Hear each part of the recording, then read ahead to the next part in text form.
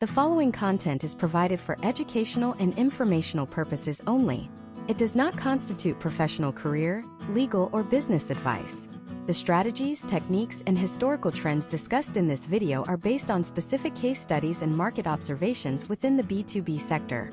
Individual results in email marketing and professional outreach may vary significantly depending on industry standards, audience demographics, the quality of your product or service, and the technical health of your sending domain. Viewers are strongly encouraged to conduct their own due diligence, test strategies on a small scale, and consult with relevant marketing or legal professionals regarding compliance with regional regulations, such as the CAN-SPAM Act or GDPR, before implementing large-scale outreach campaigns. 97% of the B2B emails you sent this week were deleted before the recipient even finished reading your name. That is not an exaggeration. It is a historical trend documented across the modern attention economy, where the average executive receives upwards of 121 emails every single day. You are currently competing with sophisticated AI-driven bots that can generate and send 10,000 messages a minute, yet many of you are still using a generic outreach template from 2018 that screams to the recipient that you are a salesperson looking for a shortcut to their budget. If you continue down this path of high-volume, low-context messaging, your domain reputation will eventually hit a critical floor. Your emails will be automatically routed to the promotions graveyard or the spam folder, and you will never realize the potential outcomes that a truly high-value partnership could offer. There is a specific high-stakes reason why a handful of top-tier business development representatives are seeing open rates consistently above 60%, while the rest of the industry is struggling to break into the double digits. Today, we are opening the hood on the deep-seated psychology of the modern executive's inbox to understand why they click, why they ignore, and how you can fundamentally change the way you are perceived in the first 3 seconds of a digital interaction. This video is the first part of a 10-part comprehensive masterclass designed to re-engineer your entire approach to B2C and B2B communication. We are solving the fundamental problem of digital invisibility. If a prospect does not open your email, the most brilliant value proposition, the most innovative software solution, or the most cost-effective service in the world effectively does not exist. We are going to move past the superficial advice of just using a catchy subject line, and instead look at the historical data that explains the shift in how professionals process information in a post-AI landscape. By the end of this deep dive, you will understand how to construct a digital presence that bypasses the mental filters of the most protective gatekeepers in the corporate world. To understand how to get an email opened in 2026, we must first look at the historical trends of the last decade. Around 2015, the B2B landscape was dominated by the concept of volume. The prevailing logic was that if you sent enough emails, you would eventually find a needle in the haystack. This led to the rise of automation platforms that allowed a single individual to manage thousands of outgoing threads. However, the market responded. Email service providers like Google and Microsoft implemented increasingly aggressive machine learning algorithms to identify these patterns. More importantly, human psychology evolved. The modern professional has developed what we call inbox blindness. Just as people learned to ignore banner ads on websites in the early 2000s, C-suite executives have developed a cognitive reflex to archive any message that triggers a sales pattern in their brain. Consider the janitor mindset. When an executive opens their laptop at 8 a.m., they are not looking for new opportunities. They are looking to clean. They are looking for reasons to delete as many emails as possible to reach the relevant information they need to do their jobs. Every word in your subject line and every character in your from field is a potential reason for them to hit the delete key. If your email looks like a task, a pitch, or a generic notification, it is gone. To survive this initial purge, your email must bypass the janitor mindset and appeal to the peer mindset. Historical trends show that the from field is actually more important than the subject line itself. Many professionals make the mistake of using a company name or a highly formal title in their sender profile. Case studies in the SaaS sector have shown that emails sent from a recognizable human name, such as Sarah Jenkins, often see a significant lift in open rates compared to those sent from Sarah at Tech Solutions or simply the Tech Solutions team. The reason for this is rooted in human social dynamics. We are biologically wired to prioritize communication from other humans over communication from entities. When a recipient sees a name, their brain performs a split-second search. Do I know this person? If the answer is maybe or possibly, the likelihood of an open increases. If the sender is clearly a corporate entity, the brain classifies it as marketing and the defense mechanisms go up. Moving into the subject line, we must address the threshold of relevance. A common failure point in B2B outreach is the use of clickbait-style subject lines. While these might have seen historical success in B2C e-commerce, they are catastrophic in a B2B context. If you use a subject line like "You won't believe this cost-saving trick," you might get a high open rate initially, but your response rate will be near zero because you have violated the professional trust of the recipient. The moment they open the email and realize they were deceived, your brand reputation is damaged. Instead, look at the historical data regarding short, internal-style subject lines. In a study of over 5 million cold emails, subject lines consisting of 1 to 3 words often outperformed longer, more descriptive ones. Why? Because they mimic the way colleagues communicate with one another. Think about how you email your own boss or a teammate. You don't write, "Requesting a brief moment of your time to discuss Q3 logistics." You write, "Q3 logistics" or "quick question." This is known as the internal mimicry strategy. It signals to the recipient that the sender is likely someone within their immediate professional circle, or someone who understands the value of brevity. Let's look at a specific example. A logistics firm was struggling with an open rate of 12%. Their original subject line was, "Revolutionizing your supply chain with our new AI platform." This subject line is packed with buzzwords that trigger the janitor mindset. It tells the recipient exactly what the email is: a pitch for a product they didn't ask for. After analyzing historical engagement trends, they shifted the subject line to "carrier capacity at port." By referencing a specific relevant data point that the recipient actually worries about in their daily operations, the open rate saw a potential outcome of 45%. The email no longer looked like a pitch, it looked like a piece of critical market intelligence. We must also discuss the role of the snippet, or the pre-header. This is the first line of the email that appears next to or below the subject line in most modern email clients. This is the most underutilized real estate in B2B marketing. If your snippet starts with "Hi, my name is Alex and I work for," you have wasted your chance. The recipient already knows your name from the sender field. Instead, the snippet must provide immediate context or a hook that validates the subject line. If the subject line is "carrier capacity at port," the snippet should immediately follow with a specific observation. Notice the 14-day delay on your latest shipments and wanted to share how we are bypassing the northern terminal. This creates a curiosity gap. The recipient now feels that there is specific, valuable information waiting for them, rather than a generic introduction. In the modern B2B world, the mobile-first reality cannot be ignored. Over 50% of professional emails are now opened on mobile devices during commutes, between meetings, or in the few minutes before bed. This means your subject line is often truncated to just 30 characters. If your value proposition is at the end of a long sentence, it will never be seen. This masterclass will emphasize the front-loading technique, where the most vital, personalized, and relevant word is always the first or second word of the subject line. We are moving away from the era of personalization at scale, which usually just means "hey," and moving toward true relevance. True relevance involves using historical data to identify a specific pain point or a public milestone the company has recently reached. If a company just announced a Series C funding round, everyone is going to email them saying, "Congrats on the funding." That is noise. A high-value approach looks at the specific challenges that come with Series C funding, such as rapid scaling of infrastructure, and frames the email around that specific, high-stakes transition. We will be diving deep into how to research these triggers without spending hours on a single lead, ensuring your outreach remains both high quality and high efficiency. To master the art of the open rate in 2026, you must understand the transition from personalization to contextual relevance. While traditional personalization relies on static data points like a first name or a job title, contextual relevance utilizes real-time triggers that signal a specific, immediate need within a business. Imagine if you are Mark, a director of operations for a mid-sized logistics firm in Austin, Texas. It is Tuesday morning and Mark is dealing with a sudden surge in fuel costs and a localized labor strike that is threatening his quarterly KPIs. His inbox is flooded with generic messages. One email stands out. It does not say, "Hi Mark, I see you are a director at Logistics Corporation."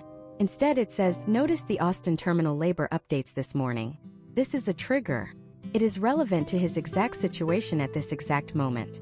Historical trends indicate that when an email aligns with a current, high-stakes internal event, the probability of an open increases by over 400% compared to standard cold outreach.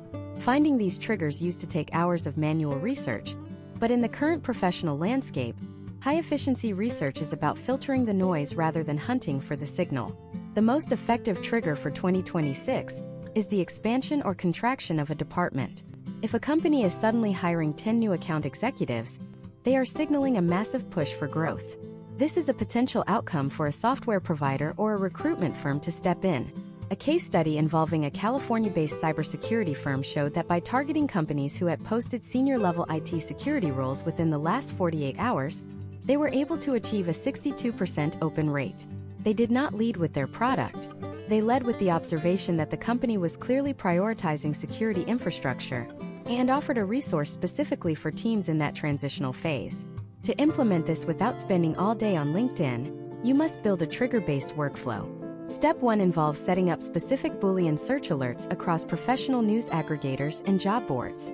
For example, if you sell marketing automation, you should not just look for CMOs. You should look for CMOs who have been in their role for less than 90 days. Historical data suggests that new executives are significantly more likely to audit existing stacks and implement new solutions than those who have been in their roles for years. This is the new leader trigger. Imagine if you were a new VP of sales at a tech firm in Seattle. You want to make an impact quickly.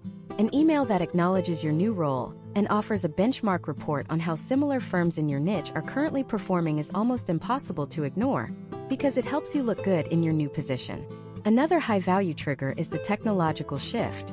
In 2026, companies are constantly switching between various generative AI models and data privacy frameworks. If you can identify a company that has recently moved their data to a specific cloud provider, and you offer a service that optimizes that exact environment, your relevance is absolute. You are no longer a cold caller. You are a specialist appearing at the perfect time. A case study from a niche consulting group demonstrated that using tech stack change alerts allowed them to reduce their total email volume by 70% while doubling their total number of qualified meetings. This is the power of high-quality, low-volume outreach. Step 2 in your research workflow is the 5-minute deep dive. Once a trigger is identified, you spend exactly 5 minutes finding a secondary layer of relevance. This is where you move from the company level to the human level. Look for a recent podcast appearance, a published article, or a specific comment the recipient made on a professional forum. But here is the critical distinction. Do not just mention that you saw it. Everyone does that. Instead, highlight a specific point they made and connect it to the trigger. If Mark from our Austin example spoke on a panel about the future of autonomous trucking, your email should connect that long-term vision to the short-term labor strike he is currently facing. This demonstrates that you have done the due diligence and that you possess a level of professional empathy that a bot cannot replicate. The third step is the problem-solution gap analysis. Before you even draft the subject line, you must ask yourself what specific problem the trigger creates for the recipient. If a company is expanding into a new international market like Brazil or India, the problem is not just growth. It is compliance, localized logistics, and cultural adaptation. If you frame your email around solving one of those specific subproblems, the recipient sees you as a strategic partner rather than a vendor. This is about moving from the what to the why. Many B2B professionals focus on what they do. High performers focus on why the recipient needs it right now. Consider the case study of an HR tech startup that targeted companies going through rapid mergers and acquisitions. Mergers are notoriously chaotic for human resources departments. By timing their outreach to coincide with the public announcement of an acquisition, and focusing their message entirely on the specific challenge of merging two different payroll systems, they saw a potential outcome of a 45% reply rate on their initial emails. They were not selling HR software. They were selling a solution to the immediate migraine the HR director was experiencing. Historical trends also show that the day of the week and the time of day for these triggered emails can significantly impact the open rate. While Tuesday and Thursday are traditionally the most popular days for B2B outreach, the data for 2026 shows a shift toward Sunday evening and Monday morning for high-level executives. This is because these leaders use that time to clear their head and plan their week. If your email is sitting at the top of the pile with a highly relevant, trigger-based subject line when they open their laptop on Sunday night, it gets prioritized over the deluge that arrives on Tuesday morning. When you combine a timely trigger with deep dive relevance and perfect timing, you create a sense of serendipity. The recipient thinks, how did this person know I was thinking about this? That is the gold standard of B2B communication. It removes the friction of the sales process and replaces it with a professional consultation. We have seen historical evidence that this approach not only gets the email open, but also establishes a level of authority that allows you to command higher price points later in the sales cycle. You are appearing as an expert who understands their industry shifts better than they do. As we move forward in this masterclass, keep in mind that the trigger is only the invitation. It gets you through the front door. But once that email is opened, you have roughly 3 seconds to maintain that attention before the recipient decides to archive your message or engage with it. The structure of that first sentence is where most people lose the momentum they gained from a great subject line. If you start with a formal introduction or a generic statement about your company, the open was a waste of time. You need to know how to bridge the gap between the trigger you found and the value you provide without sounding like you are reading from a script. In the next part, we are going to break down the specific linguistic patterns of the first sentence. I will show you why starting with the word I is the fastest way to get your email deleted, and what specific word you should use instead to keep the recipient reading. We will also explore the 3-second rule, and how to structure your initial hook, so that it feels like a continuation of a conversation the executive is already having in their own mind. This is where we turn an open into an opportunity. The first sentence of your email is the digital equivalent of a first impression in a high-stakes boardroom. In 2026, where attention is the scarcest and most expensive commodity in the United States economy, starting with the word I is a tactical error that often leads to an immediate deletion. Historical trends in professional communication show that emails beginning with I am, I wanted to, or I work for have a significantly higher abandonment rate within the first 3 seconds of being opened. This is because the recipient's brain is wired for a process called defensive filtering. When an executive like Sarah, a chief technology officer at a rapidly scaling fintech firm in San Francisco, opens her inbox, she is not looking for new connections or to learn about your company's history. She is looking for information that helps her solve her current, pressing problems. If your opening sentence is about you, you have already signaled that this interaction is a one-sided solicitation rather than a value-driven exchange. By shifting the focus from I to you, you immediately align yourself with the recipient's internal narrative. Imagine if Sarah receives 2 emails at 9 a.m. on a Monday. The first starts with, I am a representative from a cybersecurity firm, and I would like to introduce our new encryption tool. This is immediately flagged as noise. The second email starts with, the recent data privacy updates for your New York operations likely require a total overhaul of your current encryption protocols.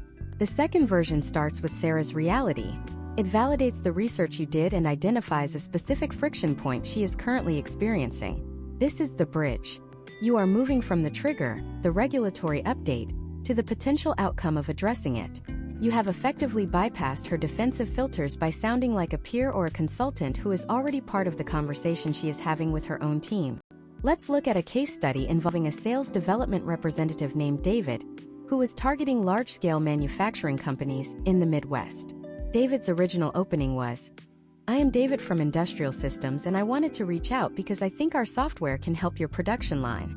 His open rate was decent due to a strong subject line, but his engagement was nearly non-existent because recipients felt the email was a generic template. After analyzing historical engagement data, David pivoted his first sentence to, your recent announcement regarding the new automated assembly line in Ohio suggests that minimizing downtime during the transition is your top priority right now. This change resulted in a potential outcome of a 300% increase in reply rates. Why? Because David stopped being a salesperson and started being an observer of their specific business challenges. He didn't ask for her time. He demonstrated that he already understood her goals. The 3-second rule is a cognitive threshold that every B2B professional must respect. When Sarah opens David's email, she does a lightning-fast scan. If her eyes land on I and my, her brain categorizes the email as a low-priority pitch. However, if her eyes land on terms like automated assembly line, Ohio, and minimizing downtime, her brain registers high relevance. You have 3 seconds to prove that you are not wasting her time. This means you must eliminate all professional fluff. Phrases like, I hope this email finds you well, or I know you are busy but are not just unnecessary. They are actively harmful in a 2026 business context. They are the hallmarks of a generic, automated template. They signal to the recipient that the next paragraph will be a generic sales pitch. By cutting the pleasantries and moving directly to a localized or specific observation, You demonstrate a level of professional respect for the recipient's time that is rarely seen in cold outreach. To construct a high-impact opening sentence, you should follow the framework of situational awareness. Step 1 is the validation of context. Use the trigger you identified in your research phase, but phrase it in a way that centers the recipient. Instead of saying, "I read your quarterly report," say, "Your quarterly report's focus on reducing churn in the enterprise sector aligns with the trend we are seeing across the industry." Step 2 is the identification of friction. Briefly mention the challenge or opportunity that this context creates. For example, as you scale that department, maintaining the current level of customer support usually becomes the primary bottleneck. Step 3 is the pivot to insight. This is where you hint that you have information or a perspective that can help, without actually pitching your product yet. The pacing of your opening must be clinical. In the United States B2B market, brevity is not just a stylistic choice. It is a sign of authority. An executive's time is their most valuable asset. If you can convey deep relevance in 12 words instead of 30, you have already earned more trust than a competitor who writes a wall of text. Historical data from top-performing outreach campaigns in 2026 suggests that the most effective first sentences are often under 15 words. They are punchy, direct, and focused entirely on the recipient's ecosystem. Consider the difference between a weak and a strong opening in a different sector. A weak opening for a marketing agency would be, "I was looking at your website and noticed you are not using video content effectively." This is a critique that feels like an uninvited attack. A strong opening would be, "The shift toward short-form video in the B2B SaaS space has left many firms in your niche struggling to maintain engagement on LinkedIn." This opening is an observation of a market trend that affects the recipient. It allows the recipient to agree with you and brings them into a collaborative mindset. You are not telling them they are doing something wrong. You are observing a challenge that many are facing, which makes you a source of potential solutions rather than a critic. The ultimate goal of the opening sentence is to earn the right to the second sentence. If the opening sentence does its job, the recipient is no longer looking for a reason to delete the email. They are looking for the value you promised. This is where you transition from the context to the meat of your message. But many people fail here because they jump into the pitch too quickly. They build a great bridge and then immediately try to sell the bridge. Instead, you must maintain the peer mindset and move into what we call the invisible pitch. This is a method of presenting your value proposition as a piece of insider information or a strategic advantage rather than a product feature. In the next part, we are going to dive deep into the body of the email. I will show you how to structure your value proposition so it feels like a gift rather than a request. We will discuss the historical failure of the feature benefit list and why you should replace it with the gap analysis method. I will also reveal the specific psychological trigger that makes an executive feel a sense of urgency to respond, even if they weren't looking for a new vendor this morning. This is the secret to moving from a high open rate to a high conversion rate. The transition from a successful opening to the body of your email is where most B2B professionals lose their momentum. You have successfully navigated the first 3 seconds, but now you must deliver on the implicit relevance you established.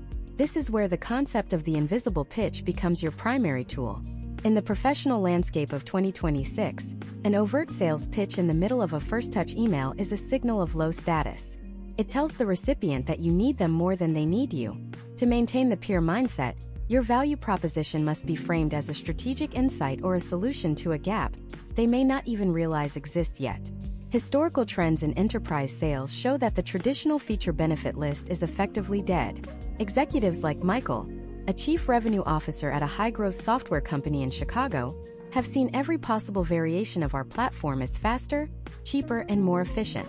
These claims have become white noise.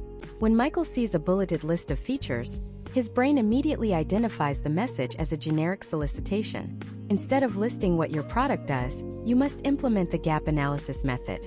This involves identifying the distance between where the recipient's company currently stands and where the industry is moving. Imagine if Michael is currently overseeing a sales team of 50 people.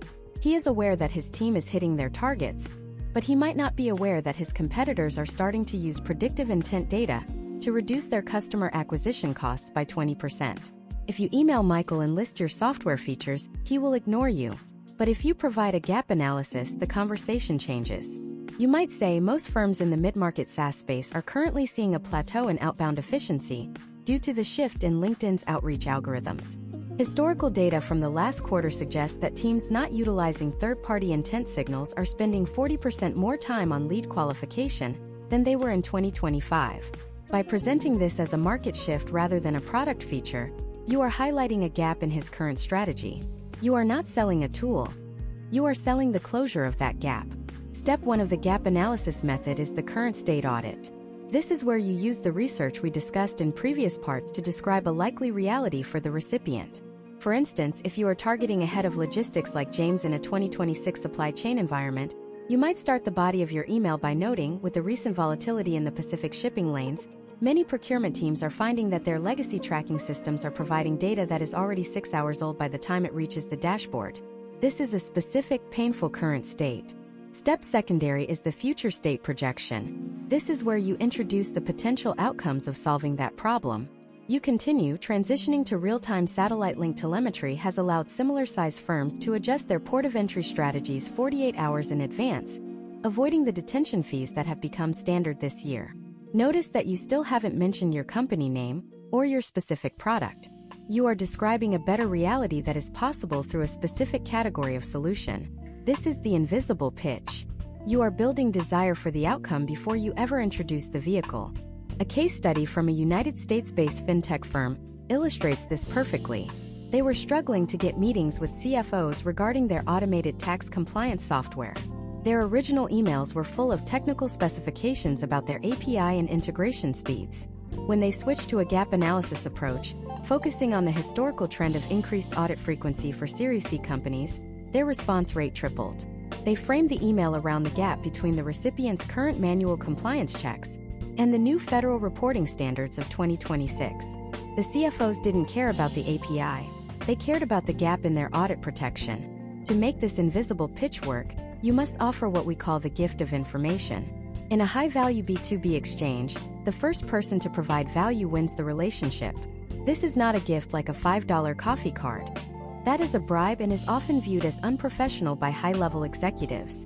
A real gift is a piece of data, a benchmark, or a perspective that the recipient didn't have 5 minutes ago.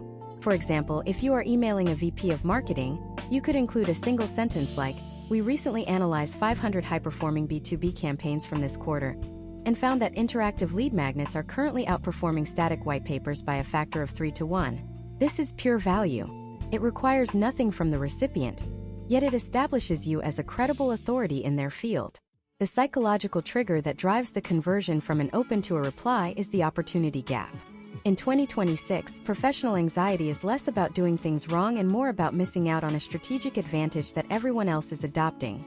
By framing your value proposition as a piece of insider information or a strategic shift, you create a sense of urgency. But this urgency must be authentic. Fake scarcity like, "I only have 2 slots left for a demo this week," is easily spotted and disregarded. True urgency comes from the market. You might say, as the industry moves toward complete data decentralization by the end of this year, the window for integrating these specific privacy protocols while maintaining historical data integrity is closing. This is a high-stakes reason for the recipient to pay attention right now.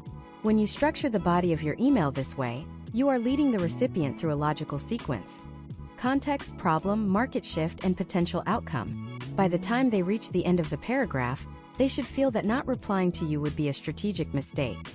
You are no longer asking for their time. You are offering a way to stay competitive in a rapidly changing environment. Consider another scenario. Imagine if you are targeting Karen, a director of human resources at a national retail chain. It is 2026, and the labor market is tighter than ever. If you email her about your employee retention platform, she sees another expense.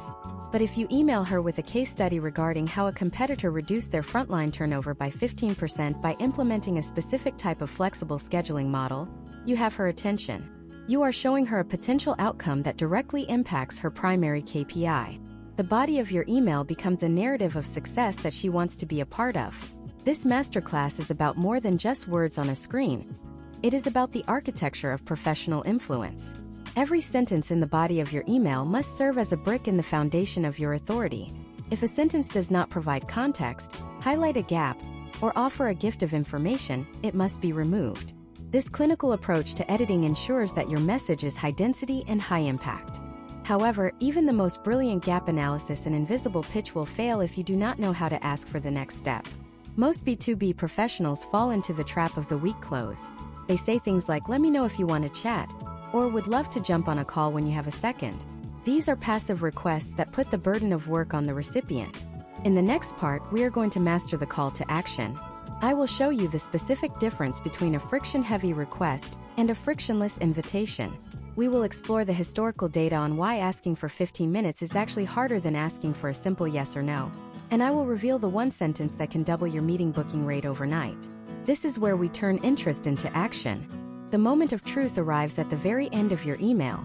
You have spent 4 paragraphs building a case, demonstrating relevance, and offering a gift of information, but if you stumble at the finish line with a high-friction request, all that work is liquidated. Friction, in the context of B2B outreach in 2026, is anything that requires the recipient to perform a mental or physical task. Consider Robert, a head of procurement for a large manufacturing firm in Atlanta. Robert is looking at your email on his phone while walking between 2 high-stakes meetings. When he reaches your closing line and reads, "Are you free for a 15-minute introductory call next Wednesday at 2 p.m. Eastern?" you have just handed him a heavy cognitive load. To answer that question, Robert must mentally visualize his Wednesday schedule, decide if he wants to commit a block of his most valuable asset to a stranger, and navigate away from his email app to check his calendar. Historical trends show that in a mobile-first professional world, any request that requires more than 2 seconds of thought results in the archive button being pressed. Historical trends across the United States enterprise sector demonstrate a sharp decline in the effectiveness of the time-based call to action. In 2024, asking for 15 minutes was considered a standard best practice. By 2026, however, 15 minutes has become a coded phrase for an unstructured sales pitch. It triggers a defensive reflex because it implies a commitment of time without a clear return on investment. A case study involving a tech-enabled logistics company in Denver revealed that when they removed the request for a specific time and replaced it with the request for interest, their conversion from opens to meetings increased by 75%. They stopped asking for the calendar and started asking for the conversation. This brings us to the fundamental shift from the hard, close to the frictionless invitation. A frictionless invitation is designed to elicit a simple yes or no response. It focuses on the topic, not the logistics. Instead of asking for a call, you might ask, "Is increasing your driver retention rate a priority for your team this quarter? Or would it be helpful to see the specific data points we use to achieve these results for similar firms in the Southeast?" Notice that these questions are centered on the recipient's goals. If Robert says yes, he is not committing to a call yet. He is expressing interest in a potential outcome. This gives you the permission to follow up with the logistics in a secondary, much warmer interaction. Let us analyze the one sentence that has been shown to potentially double booking rates in high-stakes B2B outreach. "Worth a brief look? Or am I totally off base here?" This sentence is a psychological masterpiece for 3 specific reasons. First, it uses the word worth, which shifts the focus from the cost of time to the value of the potential outcome. Second, it uses the phrase brief look, which suggests a low-stakes, low-commitment exploration rather than a formal meeting. Third, and most importantly, it includes the phrase "or am I totally off base here?" This is known as the negative constraint or the exit ramp. By giving the recipient an easy, polite way to say no, you paradoxically make them more likely to say yes. It removes the pressure of the sales dynamic and restores the recipient's sense of autonomy. Historical data suggests that when people feel they have the freedom to say no without social friction, their willingness to engage in a low-stakes yes increases significantly. Imagine if Jennifer, a marketing director for a major retail chain in New York, receives your email. She is used to being hounded by vendors who are aggressive and presumptive. When she reads, "Am I off base here?" it signals that you are a reasonable, high-status professional who respects her time and her perspective. It suggests that you only want to continue the conversation if there is a genuine alignment of interests. Case studies from B2B service providers in the Northeast have shown that this specific closing line reduces the number of ghosted threads and increases the quality of the discovery calls that do eventually take place. You are filtering for intent early in the process rather than forcing a meeting that will likely be canceled. Another high retention strategy for the close is the permission-based asset. This is where you offer a piece of value that requires a yes before you send it. For example, instead of asking for a meeting, you could say, "I have put together a 2-minute video walkthrough of how we solve the shipping delay issue for firms like yours. Would you like me to send that over?" This is a massive friction reducer. Watching a 2-minute video at their own pace is a much lower hurdle than a live call. Once they watch the video and see the value, the meeting becomes the logical next step rather than a cold request. A case study from a United States software firm found that this multi-step approach of offering an asset before a meeting led to a 60% higher attendance rate for the eventual demos. The prospects were already pre-sold on the concept before they ever spoke to a human. In 2026, you must also be wary of the link trap. Historical trends show that including a calendar link, such as a Calendly or HubSpot link, in your first cold email can negatively impact your deliverability. Many corporate spam filters are now trained to flag emails from unknown senders that contain external scheduling links, as they are often associated with automated phishing or low-quality spam. Beyond the technical risk, there is the psychological risk. Sending a link to your calendar is the digital equivalent of saying, "Here, you do the work of finding a time that fits my schedule." It is a subtle shift in the power dynamic that can make you look like a low-status solicitor. The high-status move is to wait for the interest, then offer 2 or 3 specific times, and finally provide the link as a convenience option once the dialogue is established and the power dynamic is balanced. The pacing of your close should be as clean as your opening. Do not bury your call to action in a sea of closing pleasantries. If you find yourself writing, "Thank you so much for your time, I really look forward to hearing from you, and I hope you have a wonderful weekend," you are diluting the impact of your request. A strong professional close is direct. State your frictionless invitation, then end the email with a simple sign-off. The historical data is clear. The more words you use to justify a request, the weaker that request becomes in the eyes of an executive. Consider the concept of choice architecture in your final interaction. If you do eventually reach the point of offering specific times, avoid the 3-choice fallacy. Many people suggest 3 different times across 3 different days. However, historical data shows that 2 choices are often superior to 3. When given 3 choices, the human brain has to compare multiple variables across multiple days, increasing the likelihood of a decision delay or the recipient simply giving up. With 2 choices, the recipient can quickly decide if either works. If they do not, they are more likely to suggest a counteroffer because the mental board was kept clear. This is about minimizing cognitive friction at every single touchpoint. As we progress through this deep dive, you are beginning to see that every word in a high-performing B2B email is a calculated move in a larger strategic game. We have covered the hook, the context, the invisible pitch, and the frictionless close. But even if you write the perfect email, it means nothing if it never reaches the inbox. There is a hidden technical world happening behind the scenes that determines whether your message is seen by Robert and Jennifer, or if it is swallowed by an AI-driven security gateway. In the next part, we are going to pull back the curtain on technical deliverability in 2026. I will show you why your domain reputation might be dying without you knowing it, and how the new DMARC and SPF protocols have changed the rules for outbound sales. We will explore the historical shifts in how Google and Microsoft filter commercial mail, and I will provide a step-by-step checklist to ensure your emails actually land where they are supposed to. This is the structural foundation that supports everything we have built so far. If you do not get this right, the rest of the masterclass is just theory because your perfect script will be sitting in a spam folder that nobody ever checks. Imagine Marcus, a senior account executive at a high-growth fintech firm in Chicago. It is 2026, and Marcus has spent hours crafting the perfect B2B email, using every psychological trigger we have discussed so far. His subject line is punchy, his opening is focused entirely on the recipient, and his call to action is frictionless.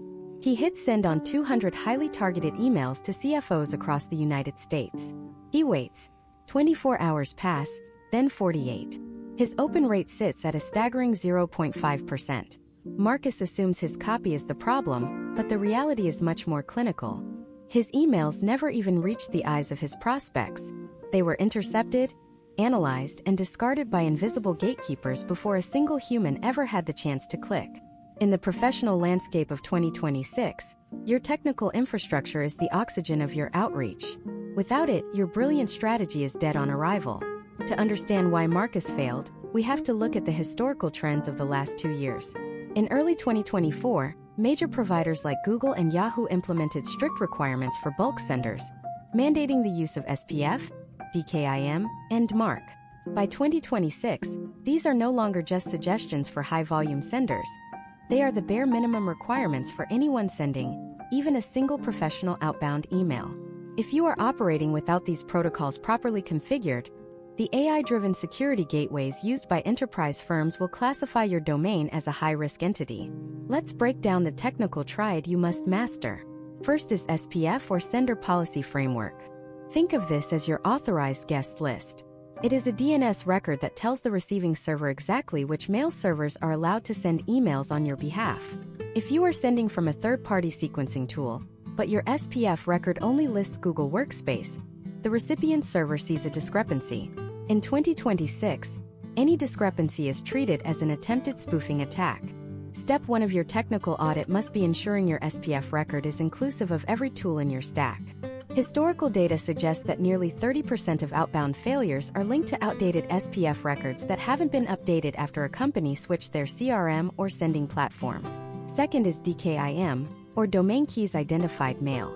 This is your digital wax seal. It attaches a unique cryptographic signature to every email you send, proving that the content hasn't been tampered with in transit. In the era of deepfake text and sophisticated phishing, a missing or broken DKIM signature is a massive red flag.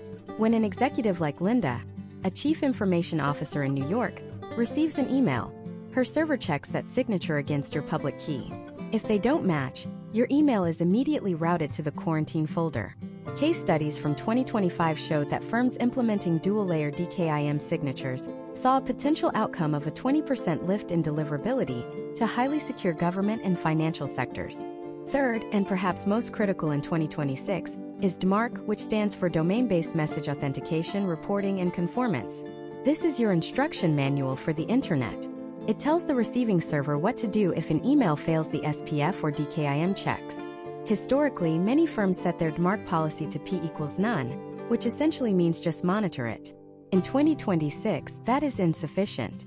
To maintain a high domain reputation, you must move toward a policy of P equals quarantine or P equals reject. This signals to the world that you take your domain security seriously. If someone tries to impersonate you, their email is blocked. This builds a layer of trust with the receiving servers at major corporations. They see that your domain is locked down, which makes them more likely to trust your legitimate outreach. However, the technical setup is only the beginning. You must also manage your domain reputation, which in 2026 is governed by a complex set of engagement signals. Imagine if you bought a brand new domain today. Let's call it https://www.google.com/search?q=company-outreach.com and immediately started sending 50 emails a day. To an AI filter, this looks like a burner domain used by a spammer. You must go through a process of domain warm-up. But here is where the historical trends have shifted. In 2023, you could use automated bot-to-bot warm-up tools. By 2026, Google and Microsoft have become incredibly adept at identifying these artificial patterns. If they see your domain is only interacting with known warm-up bots, they will shadow ban your domain. The modern warm-up requires what we call phased human sending. This involves starting with 5 to 10 emails per day to known, high-quality contacts, people you know will open and reply to your messages. This creates a baseline of positive engagement. When a server sees that people are actually replying to your emails, your reputation score climbs. Case studies have shown that a domain with a high reply-to-send ratio can bypass even the most aggressive filters. You are essentially teaching the algorithm that you are a valuable contributor to the ecosystem, not a noise generator. You also need to be aware of the 2026 spam complaint threshold. Historically, the industry standard was around 0.3%. In today's environment, hitting that threshold even once can result in your domain being blacklisted by major internet service providers for weeks. This is why the research and relevance we discussed in Part 2 and Part 3 are not just about getting opens, they are about survival. If you send a generic, irrelevant email to an executive and they hit the report spam button, you aren't just losing that one prospect. You are damaging your ability to reach every other prospect in your database. A critical step-by-step detail often overlooked is the use of a dedicated tracking domain. Most email platforms use a shared tracking pixel to tell you when someone opens an email. If another company using that same shared pixel is sending spam, your deliverability could be dragged down with theirs. In 2026, high-performing B2B teams always set up a custom tracking domain that is unique to their brand. This ensures that your reputation is entirely in your own hands. Finally, we must address the content-based filters. In 2026, these filters are not just looking for words like free or money. They are using large language models to analyze the intent of your message. If the AI determines that your email is a low-value solicitation, it will deprioritize it. This is why we focus on the peer mindset. When your email sounds like a professional consultation, the AI recognizes the linguistic patterns of a high-value exchange and is more likely to let it through to the primary inbox. Marcus, our account executive from the beginning of this section, eventually fixed his DMARC settings, set up a custom tracking domain, and slowed his sending cadence to match a more human pattern. Within 3 weeks, his open rate jumped from 0.5% to 38%. Same copy, same prospects, but a fundamentally different technical foundation. But even with the technical side perfected, there is another layer of complexity that determines whether your email is truly effective. In 2026, the first email is rarely where the deal is made. The real potential outcomes are found in the follow-up. However, most people follow up in a way that is annoying, repetitive, and ultimately leads to the recipient blocking them entirely. In the next part, we are going to master the art of the strategic follow-up. I will show you why the phrase "just checking in" is the fastest way to lose a prospect's respect, and what specific 3-step framework you should use instead to add value with every single touchpoint. We will explore the historical data on the optimal number of touches, and how to time them so you stay top of mind without becoming a nuisance. This is where we turn a cold open into a warm relationship. The phrase "just checking in" is the single most destructive sequence of words in the modern B2B vocabulary. In 2026, when an executive like Emily, a vice president of product at a global logistics firm in New Jersey, sees an email that starts with "just checking in" or "touching base," her brain immediately classifies the sender as a low-value solicitor who has run out of ideas. These phrases signal that you are putting the burden of the next step entirely on her. You are essentially asking her to do your job for you. Historical trends in professional outreach show that these empty follow-ups have a response rate of less than 2%, yet they account for nearly 80% of the total outbound volume in the United States. This is a massive waste of potential outcomes. To turn a cold open into a warm relationship, your follow-up must be designed as a continuation of value, not a reminder of a previous request. Historical data from 2025 and 2026 indicates that it now takes an average of 8 to 12 touches to secure a high-value discovery meeting with a C-suite executive. Most professionals quit after the second or third attempt, which means they are abandoning the relationship just as the recipient is beginning to recognize their name. The secret to being persistent without being a pest is the value-add framework. Every single time you appear in a prospect's inbox, you must leave them slightly more informed than they were before they opened your message. If the first email was the invitation, every subsequent follow-up is a course in a multi-part masterclass. Let us look at a case study involving a cybersecurity startup that was targeting the retail sector during the 2025 holiday season. Their initial outreach achieved a healthy 35% open rate, but only a 5% reply rate. Instead of sending the standard follow-up asking if the recipient saw the last email, they implemented a 3-step strategic sequence. Step 1, sent 48 hours after the initial email, was the insight bump. They didn't mention the previous email at all. Instead, they sent a single-sentence message. Notice that the new federal data privacy mandates for 2026 are hitting retail hard this week. Thought this brief breakdown of the compliance window might help your team plan for Q1. They attached a 1-page PDF that summarized a complex legal change into 3 actionable bullet points. This follow-up saw a 12% reply rate because it provided immediate, high-stakes utility. Step 2 of the framework, sent 5 days later, is the peer-proof follow-up. Imagine if Emily is still on the fence about whether to engage with you. She needs social validation. This is not the time for a generic testimonial. It is the time for a micro-case study. The cybersecurity firm sent an email that said, "We just finished a pilot with a firm similar in scale to yours where they were able to reduce their false positive alert volume by 40% using the specific integration we discussed. If you are seeing similar friction in your security operations center, I can share the specific workflow they used." This follow-up addresses a specific pain point, alert fatigue, and offers a tangible potential outcome. It positions the sender as a peer who is solving problems in the real world, not just a salesperson looking for a meeting. Step 3, sent 10 days after the initial contact, is the permission to close follow-up, often referred to as the breakup email. This is a high-stakes psychological move that relies on the principle of loss aversion. When people feel that an opportunity is being taken away, they are more likely to act to preserve it. The email should be polite, professional, and definitive. A historical trend in 2026 shows that an effective breakup email might look like this.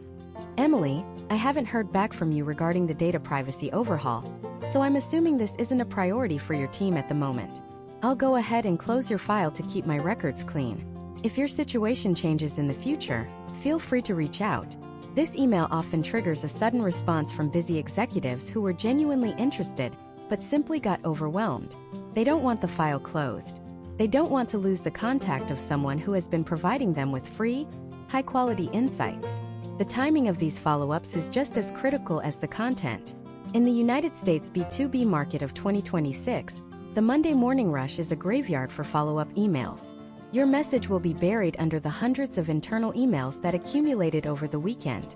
Historical engagement data suggests that the optimal window for a value-add follow-up is Tuesday through Thursday between 10 a.m. and 11:30 a.m., local time for the recipient.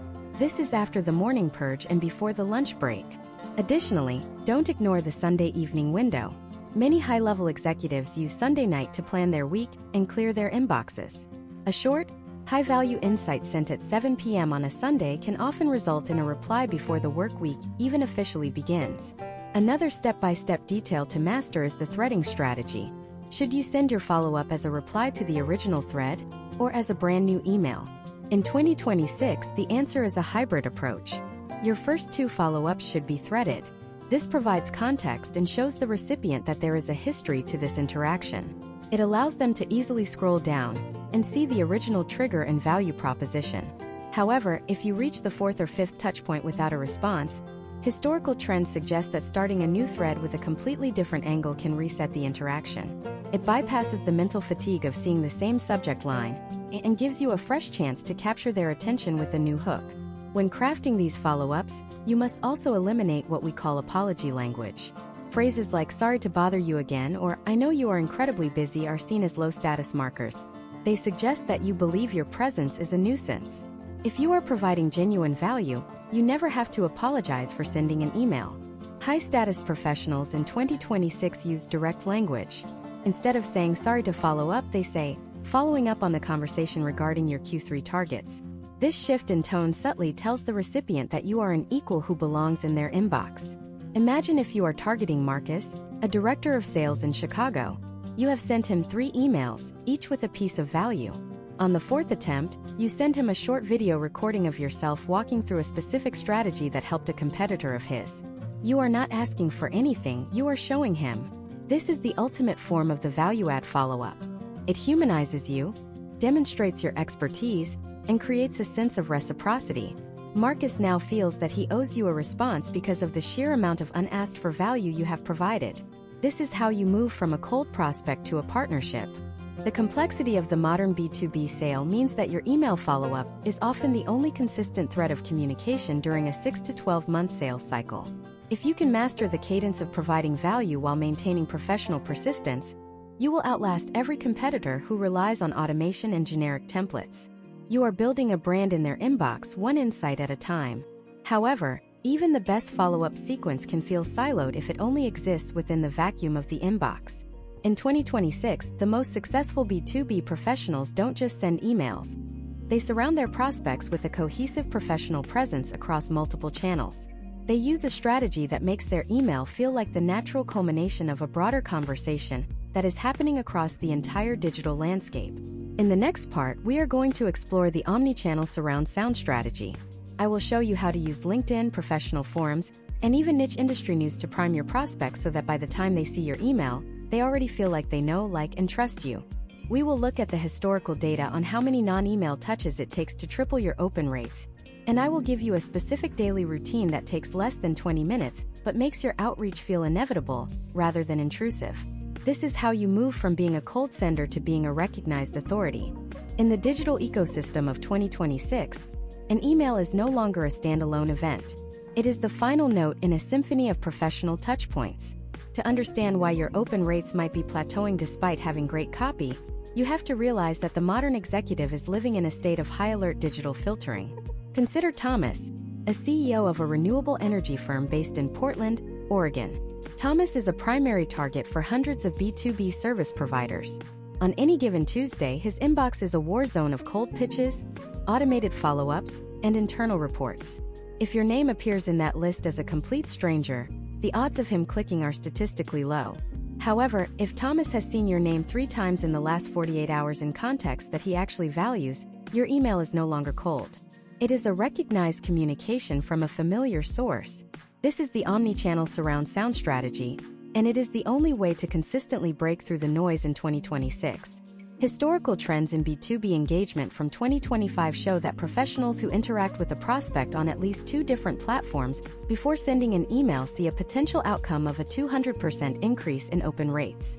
This is because human psychology prioritizes the familiar over the unknown. We call this the proximity effect. By the time your email lands, the recipient should feel like they have already had a conversation with you, even if that conversation was entirely passive. The first pillar of this strategy is the 3-comment rule on LinkedIn.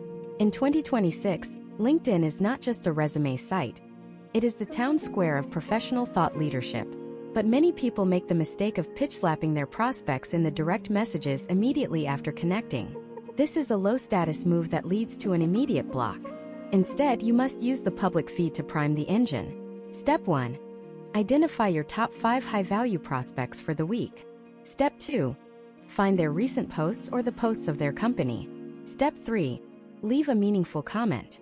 A meaningful comment is not great post or thanks for sharing. It is a value-add observation. If Thomas posts about a new solar panel efficiency metric, your comment should provide a counterpoint, a supporting data point, or a thoughtful question that demonstrates your expertise. By doing this 3 times over 3 days, your name and face become a recurring part of his professional environment. When your email arrives on Thursday with a subject line that references the very topic he was discussing on LinkedIn, the open is almost a foregone conclusion. Let us look at a case study from a fintech firm in Charlotte, North Carolina. They were attempting to secure meetings with CFOs of major retail chains. Historically, their cold email open rates were hovering around 15%. They implemented a social priming routine where their sales team spent 10 minutes every morning engaging with the specific content their targets were interacting with. They didn't just comment on the prospects' posts. They engaged in the same industry forums and Slack communities where those CFOs were active. Within 6 weeks, their open rates climbed to 42%. The CFOs weren't just opening the emails, they were replying with phrases like, "I recognize your name from the discussion on the new tax compliance protocols." The email was merely the formalization of a relationship that had already begun on a social level. This leads us to the daily 20-minute routine that makes this outreach feel inevitable. In the fast-paced United States market, you do not have hours to spend on social media. You need a surgical approach. The first 5 minutes are dedicated to signal identification. You are looking for the triggers we discussed in Part 2. Did your prospect just get promoted? Did their company just win an award? Are they hiring for a specific role? Use your 26 distinct browser tabs to scan LinkedIn, specialized news sites, and company press releases. You are looking for a reason to reach out that feels timely and urgent. The next 10 minutes are for meaningful engagement. This is where you execute the 3-comment rule. You aren't selling. You are contributing. Imagine if you are targeting Olivia, a marketing director for a nationwide fitness brand. She is currently worried about the shift in consumer data privacy. You find a post where she expresses concern about the deprecation of third-party cookies. You reply with a link to a study showing how first-party data strategies are seeing a potential outcome of higher retention. You are providing value without asking for anything in return. You are building a bank of goodwill that you will draw upon when you send your email. The final 5 minutes are for the strategic connection. This is where you send a connection request, but with a specific non-sales message. You might say, "Olivia, really enjoyed your perspective on the privacy shift in the fitness sector. I just published a brief breakdown of how similar brands are pivoting. Would love to stay connected and see more of your insights." Notice there is no request for a meeting. This is purely about establishing the bridge. Another critical aspect of the 2026 strategy is what we call dark social. These are the private channels, Slack groups, Discord servers, and niche professional communities, where the real decision-making happens. Historical trends suggest that executives are 3 times more likely to trust a recommendation or a source they encounter in these high-trust, low-noise environments. If you can establish yourself as a helpful contributor in a specific Slack community for operations managers, your email to an operations manager in that same group will carry 10 times more weight. You are no longer an outsider. You are a member of the same tribe.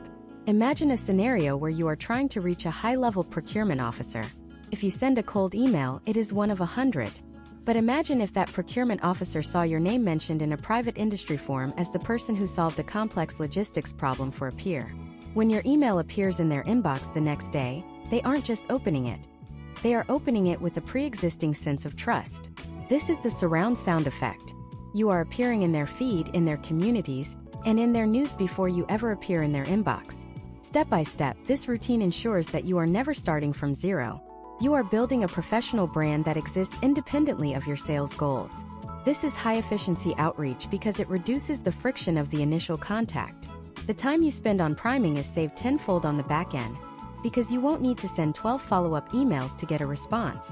However, even with perfect priming and a recognized name, the internal structure of your email still has to perform under the pressure of the 3-second scan. We have talked about the copy and the hooks, but in 2026, the visual and psychological layout of the email body is just as important as the words themselves. If your email looks like a wall of text, it will be deleted regardless of who sent it. Executives are reading on high-resolution mobile devices while multitasking. In the next part, we are going to dive into the visual architecture of the high-converting B2B email. I will show you why the traditional paragraph is your enemy, and how to use microformatting to guide the recipient's eye directly to your value proposition.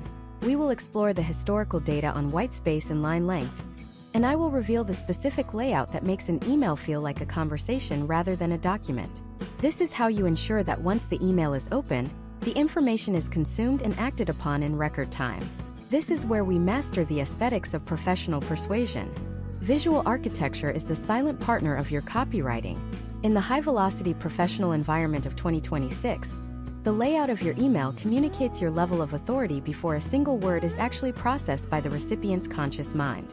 Imagine Kevin, a director of IT for a major healthcare network in Seattle. When Kevin opens his mobile mail app during a 3-minute gap between meetings, he is not reading your email. He is auditing it. If he sees a dense wall of text, his brain instantly calculates the time cost of processing that information. In almost every case, the cost is too high and the email is archived. Historical trends in 2026 show that emails with a high ratio of white space to text have a potential outcome of a 60% higher response rate than those with standard paragraph formatting. This is because white space reduces cognitive load. It tells the recipient that your message is efficient, structured, and respectful of their time. To master the aesthetics of professional persuasion, you must first embrace the mobile-first reality. As of 2026, over 70% of B2B emails are opened on vertical mobile screens. This means your horizontal real estate is extremely limited. If your sentences are too long, they will wrap into 4 or 5 lines on a smartphone, creating a visual barrier that looks like a daunting task. The step-by-step fix for this is the rule of one. One idea per sentence. One sentence per paragraph for your most critical points. And never more than 3 sentences in a single block of text. This creates a vertical rhythm that encourages the thumb to keep scrolling. You want the recipient to feel a sense of momentum as they move through your message. Historical eye tracking data has consistently shown that readers follow an F-shaped pattern when scanning digital content. They read the first line horizontally, then scan down the left side of the screen, looking for anchors. If your email is a solid block, there are no anchors. To combat this, you must use microformatting to create visual hooks. This does not mean using emojis or bolding every other word, which can appear desperate or unprofessional. Instead, use structural emphasis. A single sentence paragraph that stands alone between 2 larger blocks acts as a natural resting point and a focal area for the eye. For example, if you are describing a complex logistics solution to an executive like Sarah in New York, you might have a brief opening, followed by a standalone line like, "We reduced their last-mile delivery costs by 22% in 90 days. Because that line is surrounded by white space, it becomes the first thing Sarah sees when she opens the email. You have successfully directed her attention to your most powerful data point without her having to search for it. Case studies from top-tier sales organizations in 2026 demonstrate the power of the short-long-short cadence. This is a linguistic and visual technique where you vary the length of your paragraphs to maintain engagement. A short, punchy opening sentence is followed by a slightly longer 3-sentence explanation of the context, which is then capped off by another short, standalone call to action. This variation prevents the reader's brain from falling into a repetitive pattern, which is where boredom and abandonment usually occur. Imagine if Brandon, a CEO in Austin, receives a message that is perfectly balanced. Feels like a conversation, not a lecture. It has a breathability that allows him to digest the information in seconds. We must also discuss the role of the signature in the visual hierarchy of 2026. Many professionals clutter the bottom of their emails with large company logos, 5 different social media links, and a legal disclaimer that is longer than the actual message. This creates a massive amount of visual noise at the very moment you are asking the recipient to take action.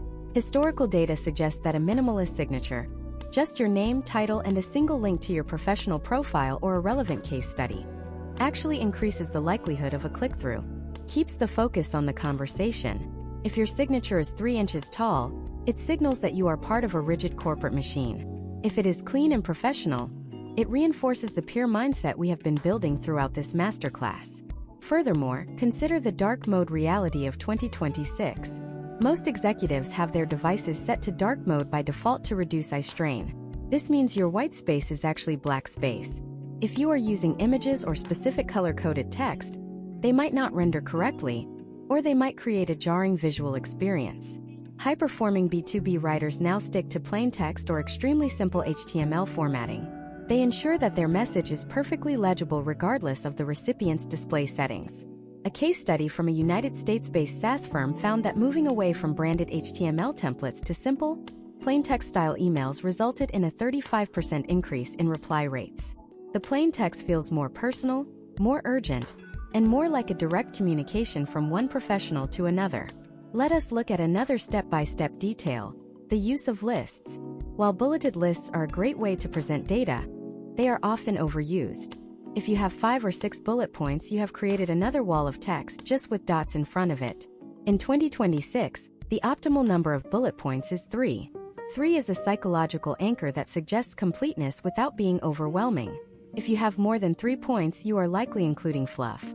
Filter your list down to the 3 most high-impact potential outcomes for the recipient. If you are emailing a CFO about tax compliance software, don't list 10 features.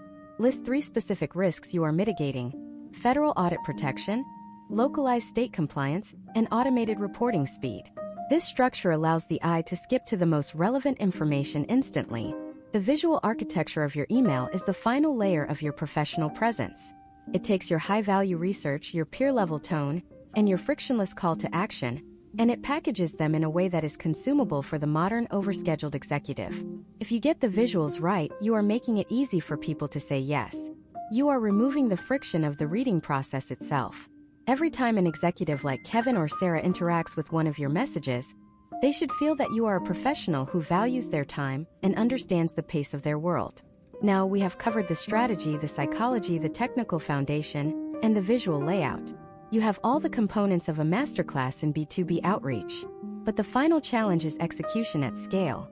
How do you take these deep dive principles and turn them into a consistent, high-output workflow that generates results day after day without burning you out? This is the bridge between being a student of the game and being a master of the market. In the final part of this series, Part 10, we are going to assemble the ultimate 2026 B2B outreach blueprint. I will give you a consolidated checklist of every single rule we have discussed, from the subject line to the signature. I will show you how to audit your own performance using historical engagement data, and how to adjust your strategy in real time based on market shifts. We will also explore the future of AI-assisted outreach, and how to use modern tools to enhance your human-led strategy, rather than replacing it. This is the final step in your transformation into a world-class B2B communicator. Get ready to turn everything you have learned into a repeatable system for professional success. The transition from a collection of tactics to a repeatable system is what separates the amateur outreach specialist from the world-class business development professional. In 2026, the marketplace does not reward those who simply work harder. It rewards those who build better architectures. To implement the ultimate 2026 B2B outreach blueprint, you must first move away from the idea of a fixed template and toward the concept of a dynamic framework. Imagine Alex, a business development lead for a high-stakes cybersecurity firm in Chicago. Alex used to spend his entire Monday morning blasting out 500 emails based on a single template he found online. His potential outcomes were stagnant, and his domain reputation was constantly on the verge of being blacklisted. By shifting to a systems-based approach, Alex stopped looking for the perfect email and started looking for the perfect workflow. The first step in this blueprint is the audit phase. You cannot improve what you do not measure with surgical precision. In 2026, historical trends suggest that the standard open rate is a vanity metric. A high open rate combined with a 0% reply rate is a clear signal that your subject line is creating a curiosity gap that your body copy is failing to fill. This is known as the relevance disconnect. To audit your system, you must track the reply-to-open ratio. If fewer than 10% of the people who open your email are choosing to respond, your gap analysis or your invisible pitch is likely missing the mark. You must also track the sentiment of your replies. Historical data from top-tier United States sales teams shows that 3 neutral or positive replies are worth more than 1,000 opens that lead nowhere. You are looking for signals of intent, not just signs of life. Step 2 involves mastering the AI-human hybrid workflow, also known as the cyborg seller model. In the current year 2026, attempting to write every single email from scratch is a recipe for burnout and inefficiency. However, allowing an AI to handle the entire process leads to the generic robotic tone that triggers the janitor mindset in executives. The blueprint requires you to use AI for the heavy lifting of data aggregation and initial drafting, while reserving the human touch for the high-stakes elements. You should use AI to scan quarterly reports, LinkedIn posts, and industry news to find the triggers we discussed in Part 2. But the final 10%, the specific nuance of the opening sentence and the frictionless invitation at the end, must be reviewed by a human. A case study involving a marketing agency in Los Angeles showed that by using AI to generate the context but having a human write the bridge between the context and the solution, they were able to maintain a high-quality feel while increasing their outreach volume by 300%. Step 3 is the scaling of relevance. Many professionals believe that scaling requires a sacrifice in quality. The 2026 blueprint proves otherwise. You scale by creating buckets of relevance. Instead of one email for all directors of marketing, you create a subsequence for directors of marketing in the retail sector who have recently announced a shift toward first-party data. By grouping your prospects by their specific high-stakes triggers, you can maintain a level of personalization that feels individual while still reaching a significant number of leads. This is the difference between a shotgun approach and a battery of precision-guided missiles. Let us look at a comprehensive case study of a firm called Vertex Solutions in Boston. In 2025, Vertex was struggling to break into the enterprise market.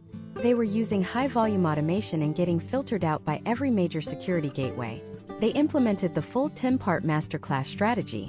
First, they fixed their technical infrastructure, moving to a P=reject mark policy and setting up custom tracking domains. Next, they shifted their research phase to focus exclusively on technological shift triggers. Instead of emailing everyone, they only emailed firms that were currently transitioning to decentralized data architectures. They used the rule of one in their visual layout and the negative constraint in their call to action. Within 6 months, Vertex Solutions saw a potential outcome of a 400% increase in qualified discovery meetings. More importantly, the average contract value of those meetings was 50% higher, because they were entering the conversation as recognized authorities rather than unknown vendors. The master checklist for your daily execution must be clinical. Before you hit send on any message in 2026, you must walk through these 7 points. First, is the subject line under 3 words and does it mimic internal communication? Second, does the from field feature a human name that provides a sense of familiarity? Third, does the first sentence avoid the word I and focus entirely on the recipient's context? Fourth, have you provided a gift of information that the recipient can use even if they never talk to you again? Fifth, is the visual layout optimized for a vertical mobile screen with plenty of white space? Sixth, is your call to action frictionless, offering a low-stakes invitation rather than a high-pressure demand for time? And finally, is this email part of a broader omnichannel strategy where the recipient has already seen your name on LinkedIn or in a professional community? Imagine Sarah, a founder of a boutique consulting firm in Austin. Sarah doesn't have a massive sales team. She has to be the researcher, the writer, and the closer. By following this blueprint, Sarah spends exactly 90 minutes every morning on her outreach. She spends 20 minutes on the surround sound routine, 30 minutes on high-efficiency research using intent data, and 40 minutes on crafting 20 hyper-targeted messages. Because she follows the visual architecture and the peer mindset rules, her 20 emails outperform the 2,000 emails sent by her larger competitors. Sarah is not winning because she has more resources. She is winning because she has a more sophisticated system for professional persuasion. As we look toward the future of B2B communication beyond 2026, the barriers to entry will only continue to rise. Artificial intelligence will become even more capable of filtering out low-value noise, and executives will become even more protective of their digital attention. The only way to future-proof your career and your business is to double down on the human elements of outreach: empathy, strategic insight, and genuine relevance. You must become a source of signal in a world full of noise. This masterclass has given you the tools to build that reputation, one open at a time. The 2026 Blueprint is not a static document. It is a commitment to continuous improvement. You must be willing to test, iterate, and abandon tactics that no longer serve the recipient.